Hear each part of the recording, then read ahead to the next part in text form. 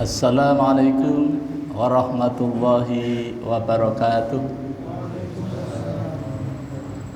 Innal hamdalillah nahmaduhu wa nasta'inuhu wa nastaghfiruh wa na'udzu billahi min shururi anfusina wa min sayyiati a'malina. May yahdihillahu fala mudhillalah wa may yudlilhu fala hadiyalah. Asyhadu an la ilaha illallah wahdahu la syarikalah wa asyhadu anna Muhammadan abduhu wa rasuluh la nabiyya wa la rasula ba'da.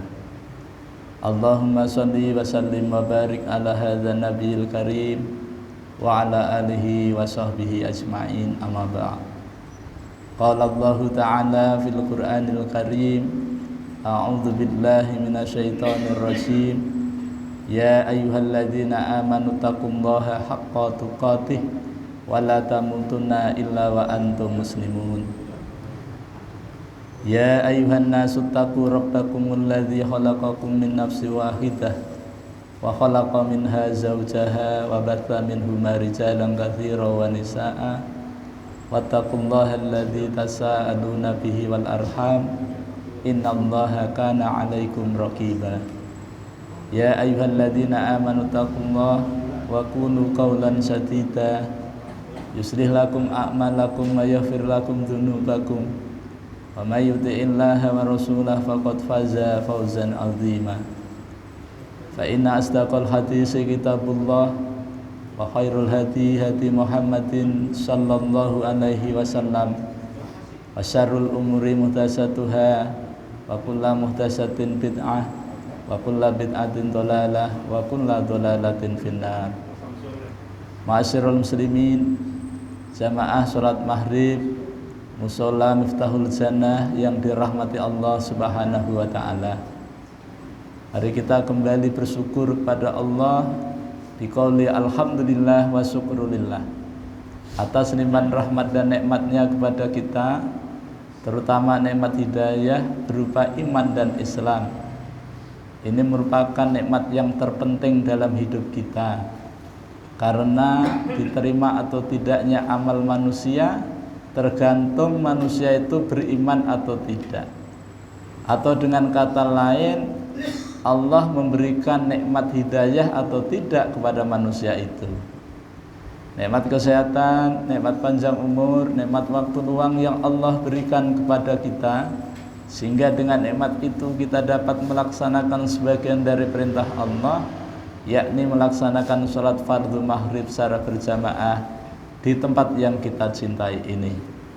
Salawat dan salam semoga senantiasa tercurah terlimpah kepada junjungan kita Nabi besar Muhammad sallallahu alaihi wasallam, kepada keluarganya, para sahabatnya, para pengikutnya yang setia, baik yang dulu, sekarang maupun yang akan datang. Mudah-mudahan kita semua yang hadir di majelis yang mulia ini dicatat oleh Allah Subhanahu wa taala sebagai hamba-hamba Allah yang taat, yang takwa, calon-calon penerima syafaat yang agung dari baginda Nabi sallallahu alaihi wasallam atas izin Allah Subhanahu wa taala kelak pada hari kiamat. Amin ya rabbal alamin. Ma'asyiral muslimin, jamaah salat maghrib yang dirahmati Allah Subhanahu wa taala, alhamdulillah kita kembali bertemu dalam suasana kebaikan, sehat badan, afiah batin.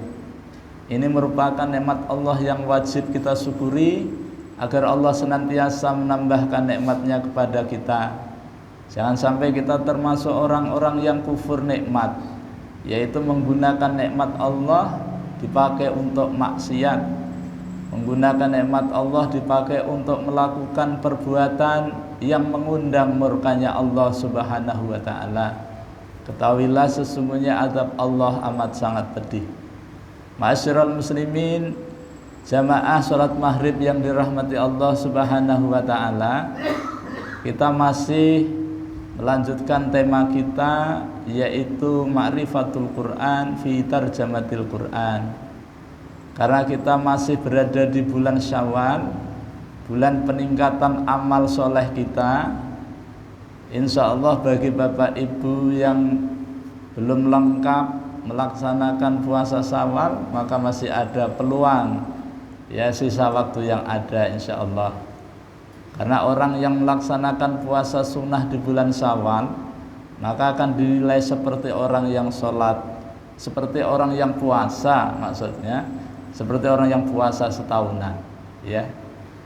Tapi bagi bapak ibu yang punya halangan kemarin di bulan Ramadan, mungkin sakit atau safar, kemudian punya utang, maka diqadha dulu, ya, baru melaksanakan puasa Syawal, begitu. Bapak ibu jamaah yang dirahmati Allah Subhanahu wa taala, kita pilih sebuah tema, ya, yaitu subtemanya adalah aktualisasi dari nilai-nilai pasca Ramadan. Kemarin di bulan yang ke-9, bulan Ramadan, kita dididik, dilatih, ditempa 1 bulan penuh, ya, 30 hari di bulan Ramadan. Siangnya kita berpuasa sejak fajar sampai maghrib, malamnya kita menghidupkan sunnah Nabi, yaitu qiyamul lail, sholat tarawih, witir, ada yang tahajud, ya. Kemudian kita sahur, kemudian sholat subuh berjamaah, begitu, ya. Nah, ini adalah bagian dari latihan kita, tarbiyah yang kita laksanakan pada bulan Ramadan kemarin. Surah Al-Baqarah yang populer kita dengar setiap saat, ayat 183, Allah menyeru kepada orang yang beriman, khusus orang yang beriman. Jadi yang diseru dalam Al-Baqarah itu orang yang beriman saja untuk melaksanakan puasa di bulan Ramadan. Perintah puasa itu juga telah diperintahkan Allah kepada umat-umat sebelumnya. Tujuannya adalah la'allakum tattaqun, agar yang melaksanakan puasa di bulan Ramadan itu termasuk golongan orang-orang yang bertakwa. Maka aktualisasi pasca Ramadan ini adalah bagaimana kita mengamalkan nilai-nilai Ramadan di luar Ramadan, yaitu kita praktekkan 11 bulan, mulai bulan Syawal sampai bulan Sya'ban yang akan datang. Tentu kalau kita lihat kata takwa itu sendiri banyak sekali di dalam Al-Quran disebutkan. Ustadz Adi Hidayat sering kita dengar kalimat takwa itu tidak kurang dari 115 kali diulang di dalam Al-Quran dengan berbagai variannya. Surah Al-Baqarah ayat yang kedua, di situ juga ada kata al-muttaqin. Nah, al-muttaqin di sini adalah memberitahu kepada kita orang-orang yang senantiasa menjadikan dirinya berpegang teguh, berpijak dengan Alkitab, ay Al-Quran. Jadi orang yang melaksanakan ibadah puasa di bulan Ramadan kemarin, kemudian keluar dari Ramadan, kita diharapkan menjadi orang-orang yang mendapatkan ampunan dari Allah Subhanahu wa ta'ala. Sebab kalau kita keluar Ramadan kok tidak mendapatkan ampunan dari Allah, maka kita termasuk orang-orang yang tidak beruntung. Bahasa kasarnya itu celaka, gitu, ya. Dan itu diaminkan oleh Rasulullah. Nah, jadi kita berharap kepada Allah SWT agar ibadah puasa yang kemarin kita laksanakan diterima oleh Allah Subhanahu wa ta'ala. Untuk melihat apakah ibadah puasa kemarin itu benar atau tidak, diterima atau tidak, begitu, itu bukan urusan kita. Seperti orang ibadah haji, haji seseorang itu mabrur atau tidak, ini bisa dilihat setelahnya. Nah, sebelum naik haji dia kok pelit, ya, pelit itu kikir, bahil, ya. Tapi ternyata setelah naik haji pulang ke tanah airnya kembali, di kampungnya terkenal menjadi orang yang dermawan. Nah, ini tanda-tanda mabrur, ya kan?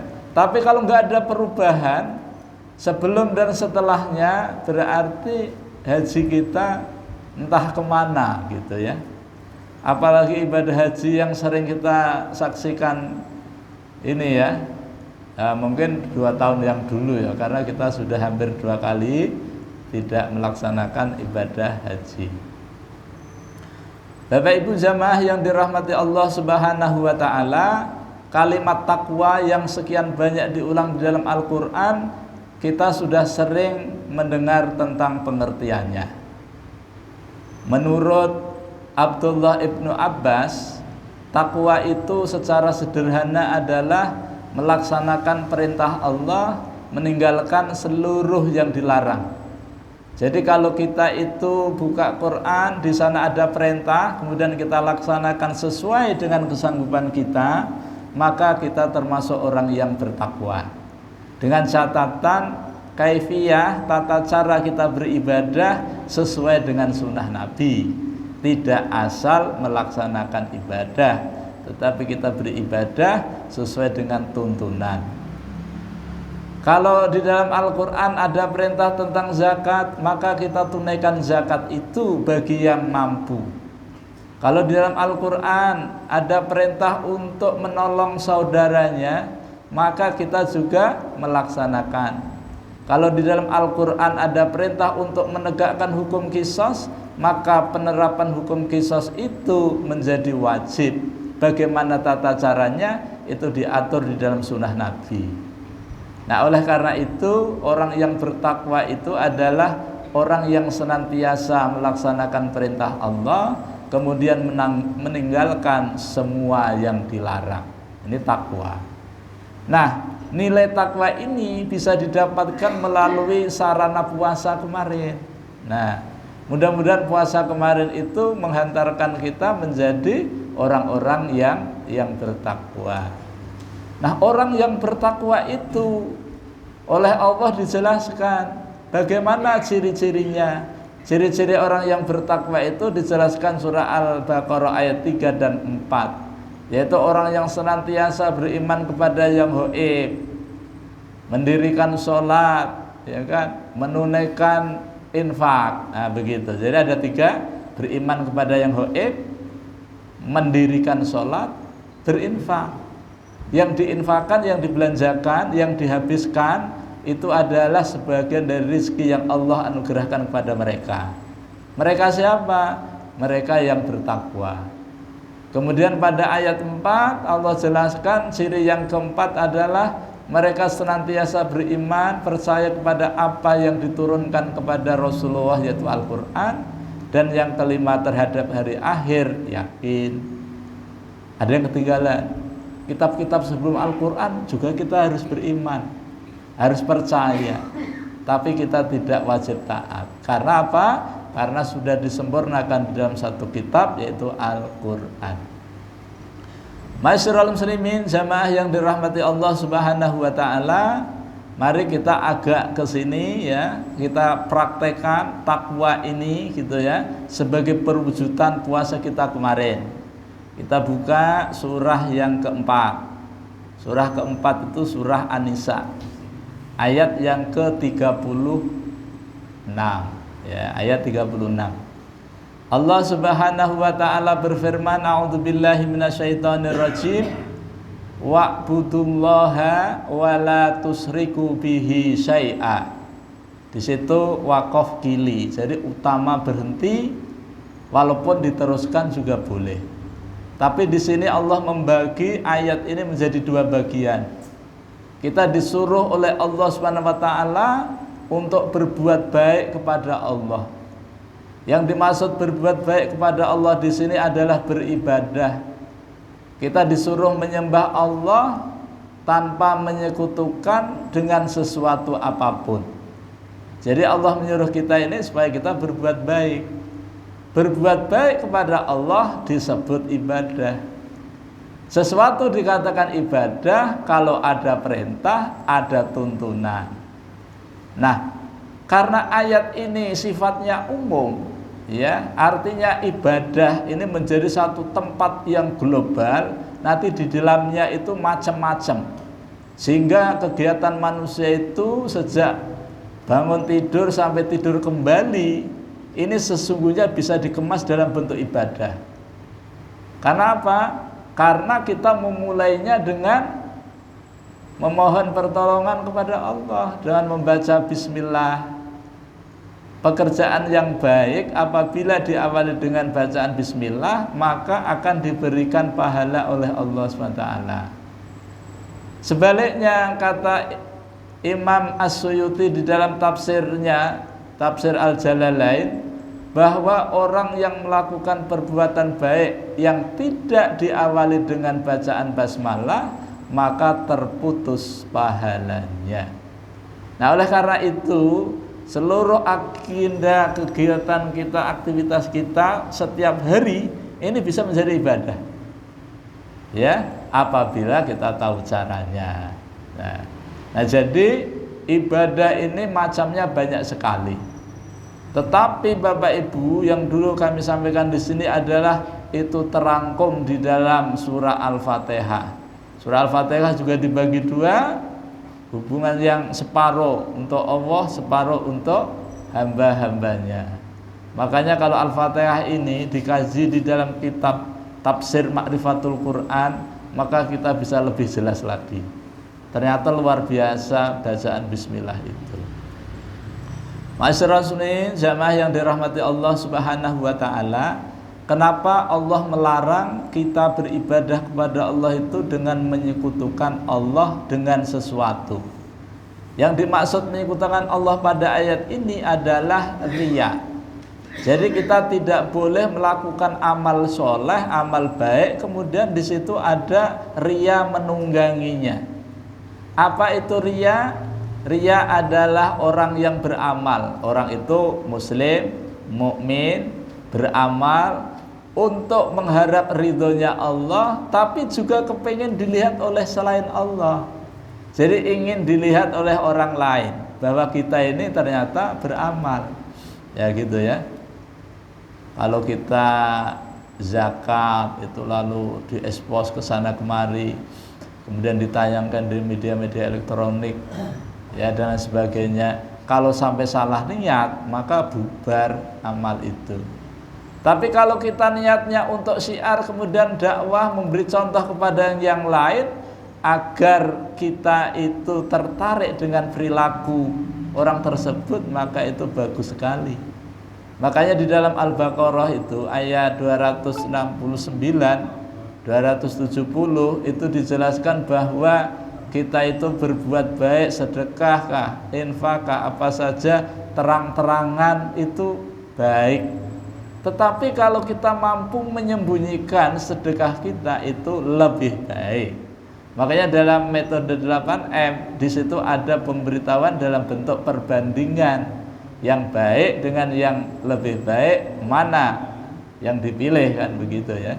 Makanya kalau mampu kita beramal tanpa diketahui oleh siapapun, karena kita yakin bahwa Allah SWT menyaksikan apa yang kita lakukan. Nah, ini perlu latihan, ya, perlu latihan supaya kita bisa beramal tanpa ada noda-noda apa tapi namanya itu riya, gitu ya, riya. Jadi riya ini bisa merusak, ya.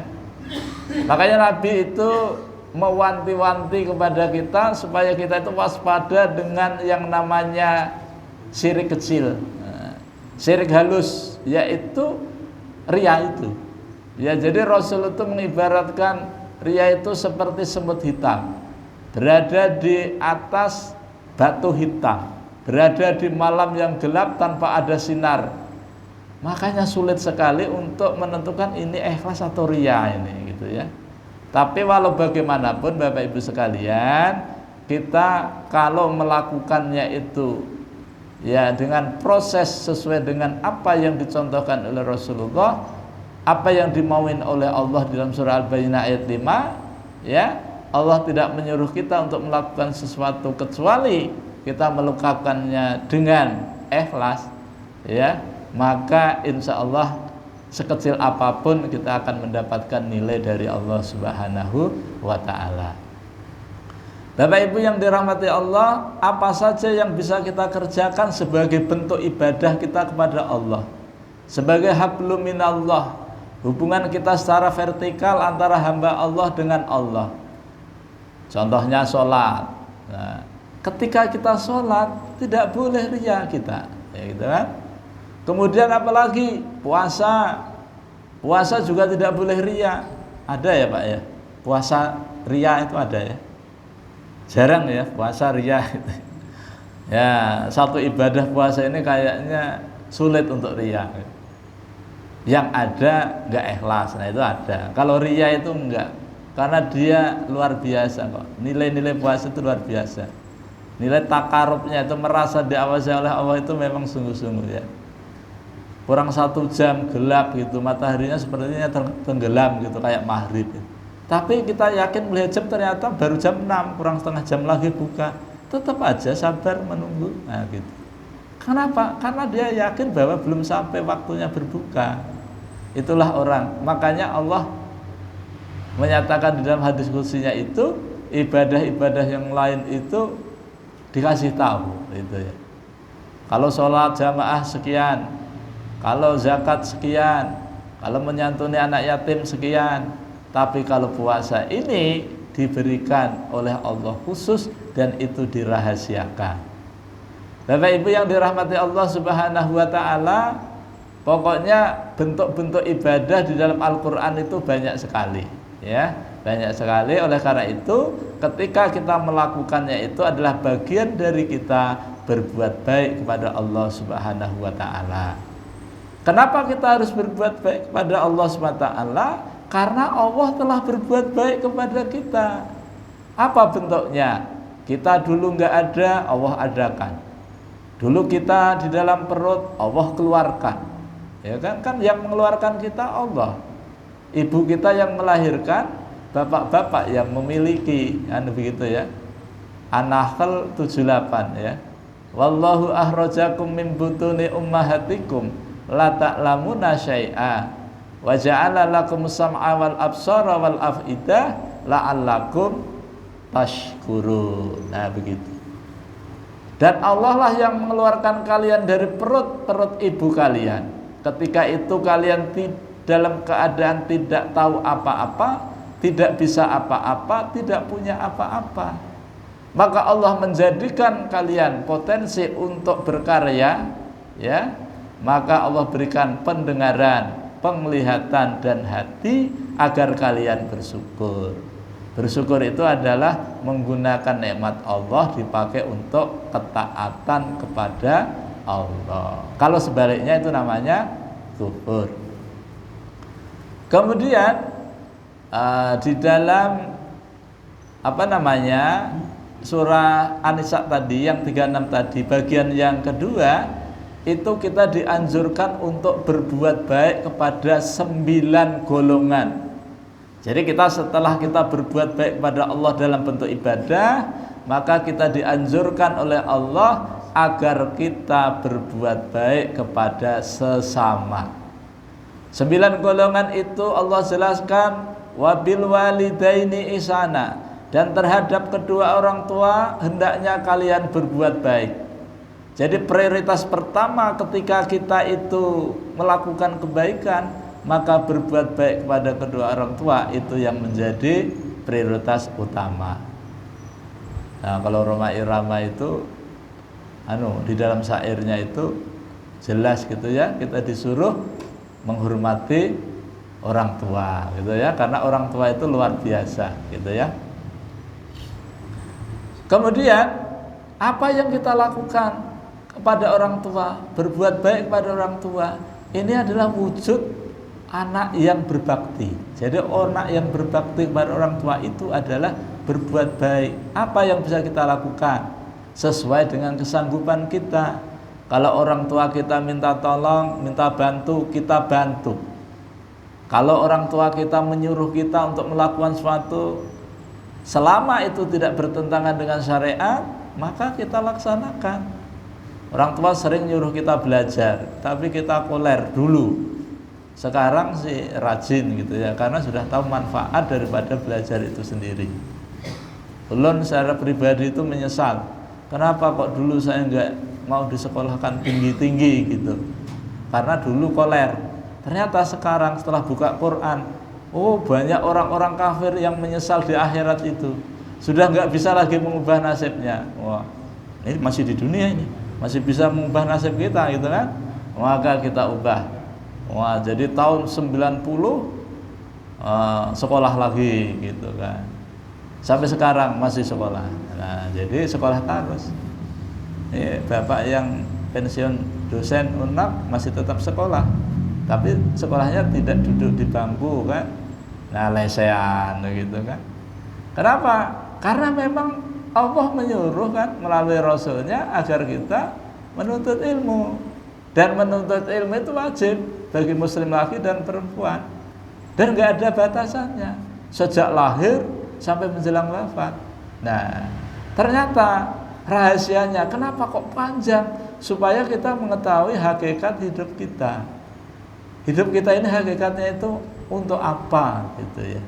Tugas kita sebagai manusia itu apa? Tujuan Allah itu menciptakan manusia itu untuk apa? Nah, jadi kalau kita baca Quran, maka jelas sekali, oh tujuannya Allah itu menciptakan manusia, oh supaya manusia itu beribadah. Dan ini sudah disepakati. Jadi hidup ini karena atas kesepakatan kedua belah pihak, antara calon hamba ketika di zaman roh dengan Tuhan. Surah Al-A'raf 172. Nah, itu kan jelas ya. Jadi atas kesepakatan itulah lalu kita hidup di muka bumi ini.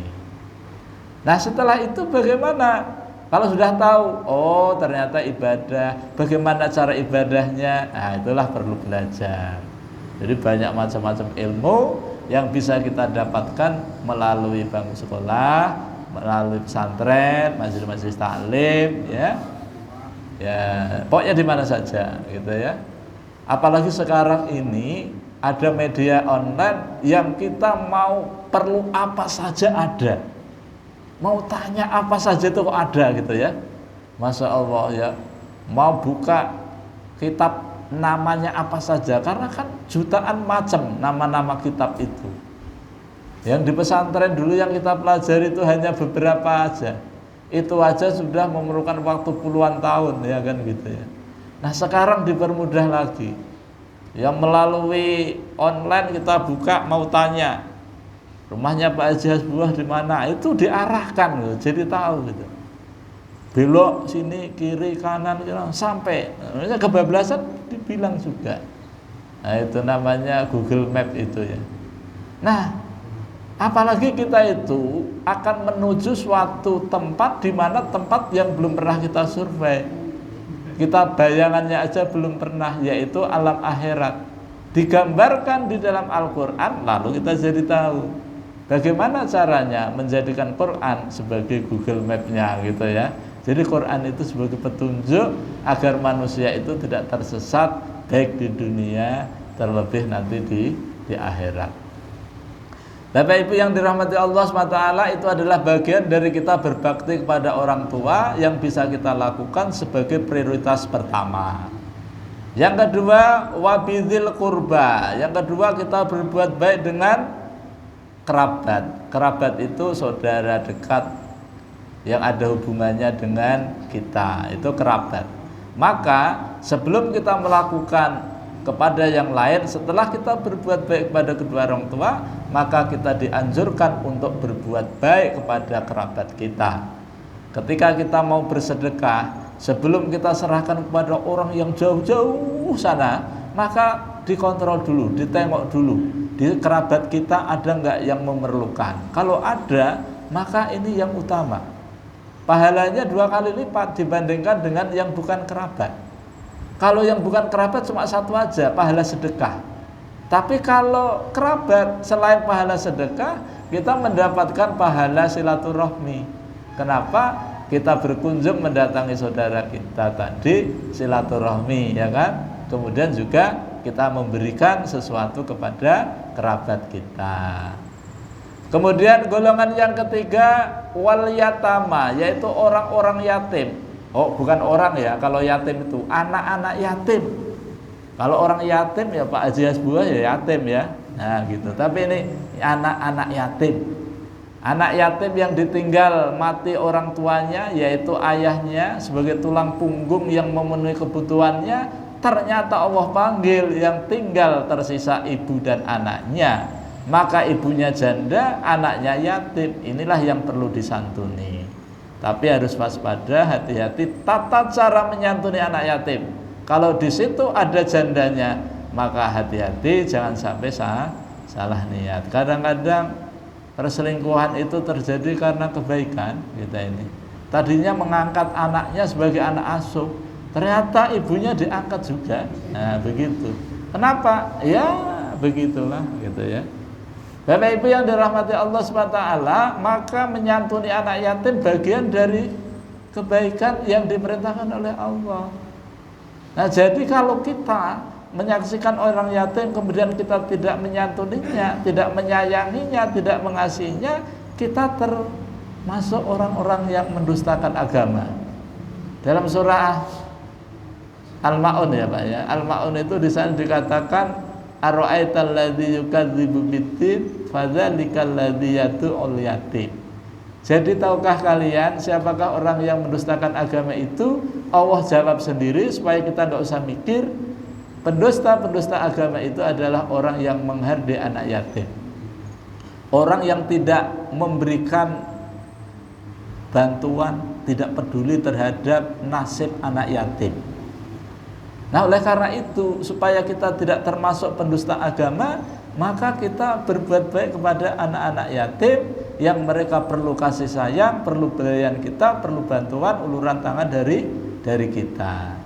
Nah, orang yang menyantuni anak yatim ini nanti bersama Rasul di surga raket betul. Ya gitu kan? Oleh karena itu di dalam sebuah riwayat dikatakan sebaik-baik rumah muslim yang di dalamnya ada anak yatim dan diperlakukan anak yatim itu dengan baik.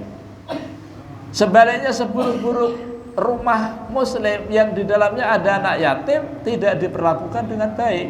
Nah gitu. Dan untuk menyantuni anak yatim itu, anak yatimnya tidak harus kita bawa ke rumah kita, atau tidak harus anaknya kita taruh di panti asuhan.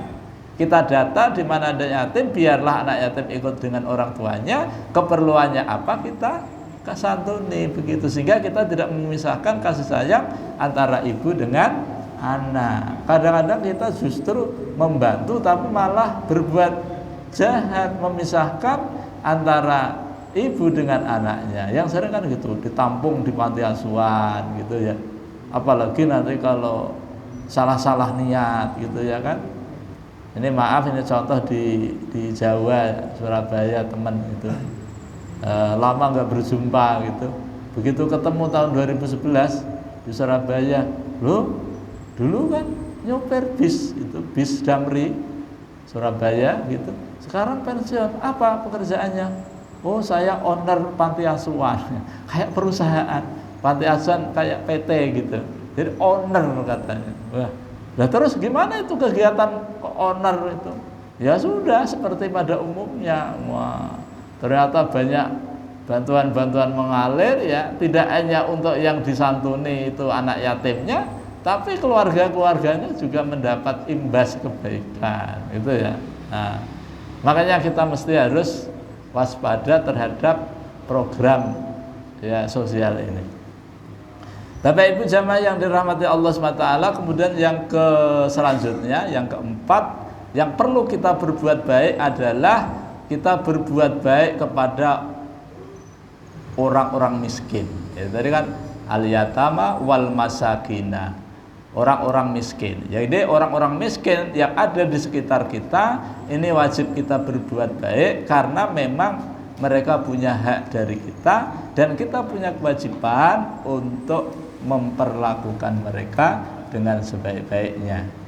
Itu juga termasuk pada surah Al-Ma'un tadi, termasuk orang yang mendustakan agama apabila kita tidak menganjurkan, minimal menganjurkan memberi makan orang miskin. Kalau toh kita tidak bisa memberikan makan orang miskin, minimal paling tidak kita menganjurkan.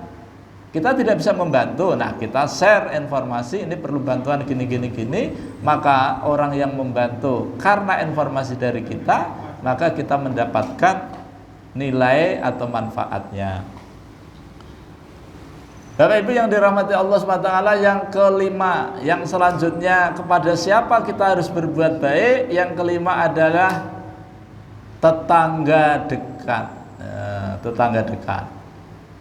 Tetangga itu siapa? Tetangga adalah orang yang rumahnya dekat kita, gitu ya.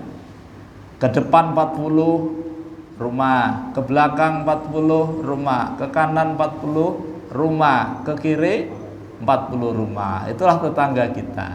Tetapi nanti kalau dibagi, tetangga itu ada 3. Tetangga dekat, tetangga jauh. Oh, 2 aja ya. Dekat, jauh gitu ya. Cuma 2 saja. Tetapi dalam memberikan hak itu dibagi 3. Ada tetangga karena ada ikatan persaudaraan, dan ada tetangga ada ikatan akidah. Nah, ketika itu terjadi, maka yang berhak untuk kita berikan haknya sebagai hak tetangga, maka yang akidahnya sama dulu. Ya. Nah, selain yang ada hubungannya dengan kerabat kita, gitu ya, baru kita memberikan haknya kepada tetangga yang jauh. Nah, tetangga yang jauh ini diterangkan di dalam surah An-Nisa ayat 30 ini pada urutan yang ke-6. Nah, kemudian urutan yang ke-7 yang kita harus berbuat baik, yaitu kepada teman sejawat. Teman-teman satu kantor mungkin ya, bagian satu dengan bagian lain, ini adalah teman sejawat. Satu unit kerja ya, ini bagian ini bagian ini, maka kita dianjurkan untuk berbuat baik kepada mereka. Berbuat baik kepada mereka ini adalah bagian dari pelaksanaan takwa. Nilai-nilai takwa itulah, yaitu kita berbuat baik kepada sahabat-sahabat kita, teman-teman kita. Dan ini apabila kita praktekkan, ini adalah bagian wujud daripada nilai-nilai ketakwaan yang kita tadi lakukan puasa di bulan Ramadan itu. Kemudian yang selanjutnya, yang ke-7 ya, yang ke-7 adalah Ibnu Sabil. Oh, yang ke-8 Ibnu Sabil, yaitu wabnis sabil, orang-orang yang menempuh perjalanan dalam rangka untuk kebaikan. Kalau orang menempuh perjalanan tapi untuk keburukan, itu tidak perlu kita berbuat baik. Tapi kalau kita tahu, ya kita ingatkan, jangan sampai perjalanan itu justru mengundang murkanya Allah Subhanahu wa ta'ala. Bapak Ibu jamaah yang dirahmati Allah Subhanahu wa ta'ala, kemudian yang terakhir, yang ke-9, yang kita mesti berbuat baik adalah wa ma malakat aimanukum. Dan terhadap hamba saya, budak yang kita miliki, maka kita harus berbuat baik kepada mereka. Ini dulu Pak ya, kalau sekarang budak itu, hamba saya itu enggak ada. Tapi kalau kita analogikan, kita kiaskan gitu ya, kita bandingkan, kalau kita mungkin ibaratnya pembantu lah, pembantu atau seseorang yang dikuasai oleh orang lain. Anak-anak kos itu kan itu seperti budak. Kenapa? Karena mereka dikuasai oleh orang lain. Mereka tidak bisa keluar rumah itu kecuali bayar. Kalau nggak bisa bayar, maka mereka tidak bisa. Atau mahasiswa atau siswa yang tidak bisa bayar, ijazahnya ditahan, misalnya seperti itu. Nah, orang-orang seperti itu dikategorikan sebagai budak, maka kita berbuat baik. Bagaimana caranya? Keperluan mereka apa? Kemudian kita bantu mereka. Nah, inilah bentuk-bentuk kebaikan yang bisa kita lakukan sehingga kita ini termasuk pelaksana perintah Allah Subhanahu wa ta'ala. Inilah secara horizontal hubungan kita sesama manusia, kebaikan yang bisa kita lakukan, maka ini adalah bagian dari aktualisasi nilai-nilai ketakwaan yang kita raih waktu kita melaksanakan ibadah puasa. Masyarul muslimin, jamaah yang dirahmati Allah Subhanahu wa taala, kemudian Allah menutup firman-Nya, yaitu ya, innallaha la yuhibbu man kana muhtalan fakhura. Inna sesungguhnya Allah la tidak yuhibbu mencintai mangkana siapa saja yang ketika beramal, nah yang di atas tadi, berbuat baik kepada Allah dengan beribadah, kemudian juga berbuat baik kepada sesama manusia, mulai dari orang tua ya, kerabat, kemudian anak yatim, orang miskin, tetangga dekat, tetangga jauh, teman sejawat, ibnu sabil, dan budak-budak yang dimiliki, ya, itu kalau sampai membuat orang itu bangga karena amalnya, Allah nggak suka. Jadi Allah tidak menyukai orang yang sombong lagi membanggakan diri. Orang sombong itu biasanya karena banyak kebaikannya.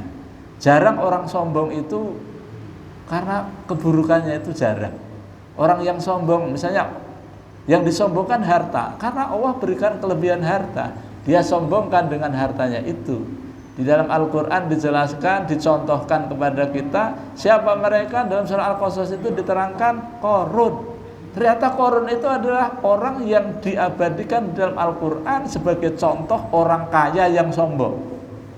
Saking sombongnya itu Bapak Ibu sekalian, membawa kunci berangkasnya, gudang-gudangnya saya itu perlu 10 orang yang kuat-kuat, hanya untuk memperlihatkan kepada halayak ramai, aku loh Qarun itu kaya banget, kuncinya saja. Kalau kita lihat orang-orang sekarang Pak, yang paling kaya tingkat dunia, urutan 1 sampai 100, ya kan? Tidak ada berita yang memperlihatkan apalagi kunci berangkasnya. Nomor rekeningnya aja nggak ada, kita nggak tahu. Walaupun kita pernah mendengar dia menanamkan uangnya di luar negeri, entah uangnya itu hasil korupsi ataupun hasil bisnis, kita tidak tahu. Tapi yang jelas sampai saat ini belum pernah orang yang kaya raya kemudian memperlihatkan kekayaannya seperti Qarun itu. Nah, orang sekaya Qarun saja ketika sombong Pak, dibenamkan ke dalam tanah. Padahal ketika itu Qarun itu menjadi idola orang banyak kepingin menjadi orang seperti Qarun. Mungkin sekarang sudah habis. Bapak Ibu yang dirahmati Allah SWT, surah An-Nisa ayat 36 ini adalah bagian dari wujud kita beramal baik kepada tetangga, kepada sesama, agar kita mendapatkan anugerah dari Allah Subhanahu wa taala. Mungkin ini dulu yang dapat Ulun sampaikan dalam kesempatan ini. Mudah-mudahan Allah SWT senantiasa merahmati dan meridhai kita semua. Ulun mohon maaf, pasti banyak kelirunya, banyak salahnya dalam mendalami kajian ini. Mari kita tutup pertemuan ini dengan sama-sama baca hamdalah dan doa kafaratul majlis. Alhamdulillahirabbil alamin. Subhanakallahumma wa bihamdika asyhadu an la ilaha illa anta astaghfiruka wa atubu ilaik wal afu minkum. Wassalamualaikum warahmatullahi wabarakatuh.